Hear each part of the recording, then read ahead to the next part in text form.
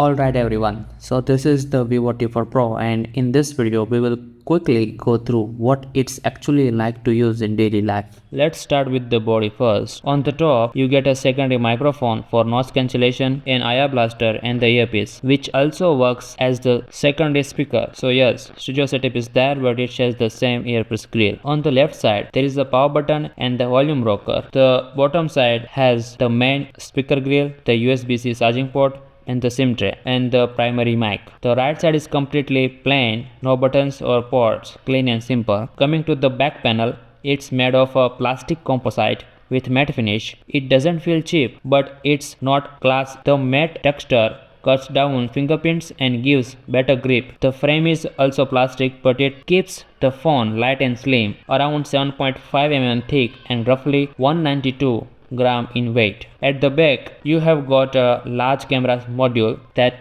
stand out cleanly, or you can say clearly. It looks bold and adds to the design identity, and we will talk about that particular thing in the camera department. So Vivo T4 Pro comes with 6.77-inch quad-curve AMOLED display, 120Hz refresh rate, HDR10 Plus support, and a 480Hz touch sampling rate. So it feels smooth actually. The 1.5K resolution delivers 387 ppi, slightly lower than some competitors offering 480 to 500 ppi. For normal viewing, you won't notice much difference, and since this isn't gaming focused device, the sharpness is more than sufficient. Brightness is solid with 5000 nits typical and 1500 nits HBM, giving good outdoor visibility. Colors are classic Vivo, vivid and punchy, good for media consumption. Overall, T4 Pro's display is smooth, vibrant and good for the daily use. The Vivo T4 Pro runs on the Snapdragon 7 Gen 4 and we got around 1.2 million on Android version 11 with the 256GB storage and LPDDR4X RAM variant. The score isn't what we expect in this price range, especially when lower priced devices are getting around 1.5 to 1.6 million on the same version. A big reason for this is the storage type. It uses UFS 2.2 and ideally UFS 3.1 should have been provided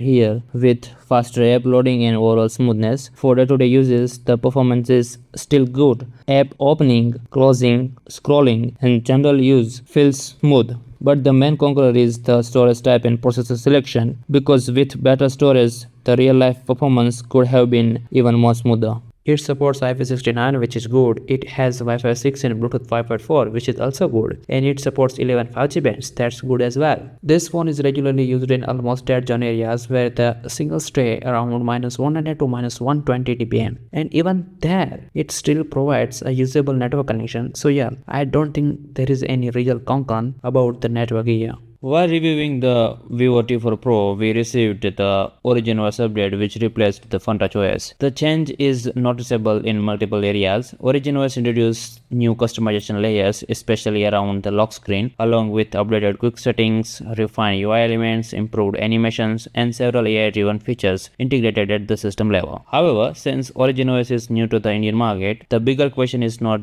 the feature list, but how Vivo handles future updates, UI refinement, and long-term stability all the time. That's something that only real users can confirm. Based on the initial experience, OriginOS feels more capable than FunTouchOS, and bringing it to the India is the practical move by the company. That said, this operating system needs time before any final judgment. So we are already planning to make dedicated video on this operating system with like how the AI feature work, like how the animations. The Vivo T4 Pro has a 6500 mAh battery with 90-watt fast charging over USB-C. In everyday use, battery life is predictable and consistent rather than surprising. With mixed use, social media, videos, calls, and some gaming, you will usually get around 8 to 9 hours of screen on time, and on lighter days, it can reach about 10 to 11 hours, depend on how much lighter task you do. When you push it with longer gaming sessions or heavier workload, battery life drop to roughly 7 to 8 hours, and in tougher conditions like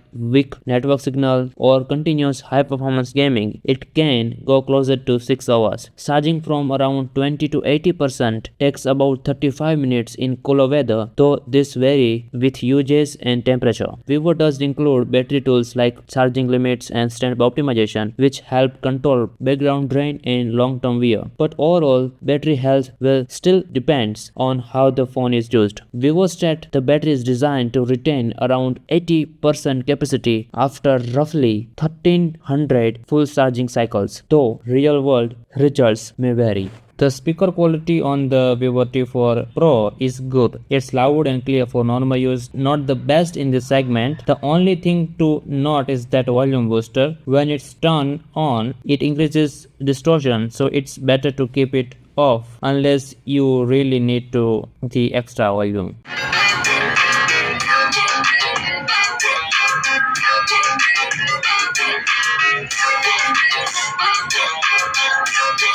Starting with the camera hardware, the Vivo T4 Pro features a 50 megapixel primary rear sensor with optical image stabilization, 50 megapixel periscope telephoto lens offering 3x optical zoom also with OIS. There is an additional 2 megapixel depth sensor for portrait shots. On the video side, the rear cameras supports up to 4K recording at 30 fps. On the front, you get 32 megapixel selfie camera which also supports up to 4K video recording. These are on paper camera specification. Real world performance depend on processing and uses, which we will talk about the next. So let's talk about the camera performance of the Vivo T4 Pro based on point and shoot samples. Starting with exposure and dynamic range, the camera handles bright and dark areas reasonably well.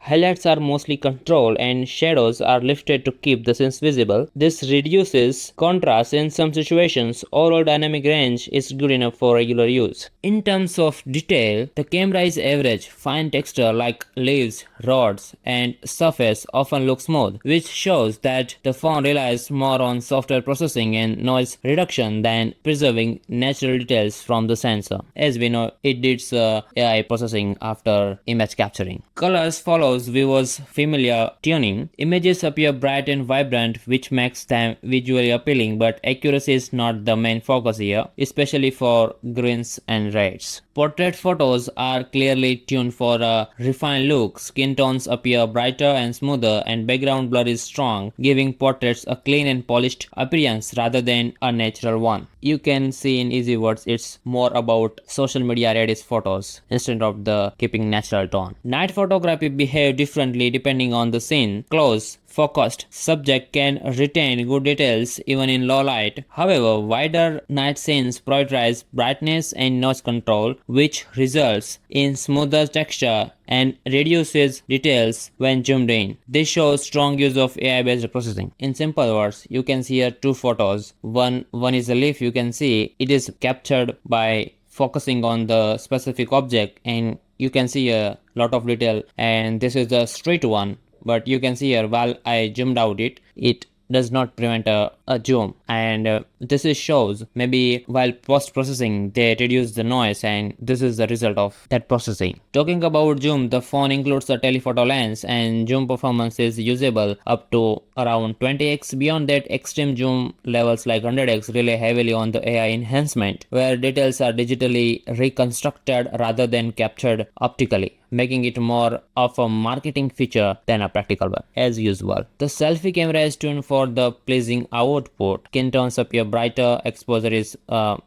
balanced, and the results are designed to look good stretched out of the camera rather than a fully natural. And while I did a selfie video recording, it manages exposure very well, especially when sun behind me or something, a heavy light source on behind me. Video performance is designed for the everyday use. Details are acceptable, exposure is handled fairly well, and the output is suitable for the casual recording, though it does not aim for the professional level video quality. Of course, it's smartphone, not the camera. And the thing is, it has a OIS and it's working actually very well. Overall, the Vivo T4 camera focuses on clean images, vibrant colors, and easy results through heavy computational processing. It is designed for general users who want good looking photos and videos without manual effort, rather than users who prioritize maximum natural details or consistency. That's all about the camera. Now, if we talk about casual gaming, titles like Asphalt and BGMI are already well optimized for the device, so you can comfortably play those games without major issues. Games like Call of Duty runs with ultra high FPS unlocked and feel smooth. But when you move to heavier games like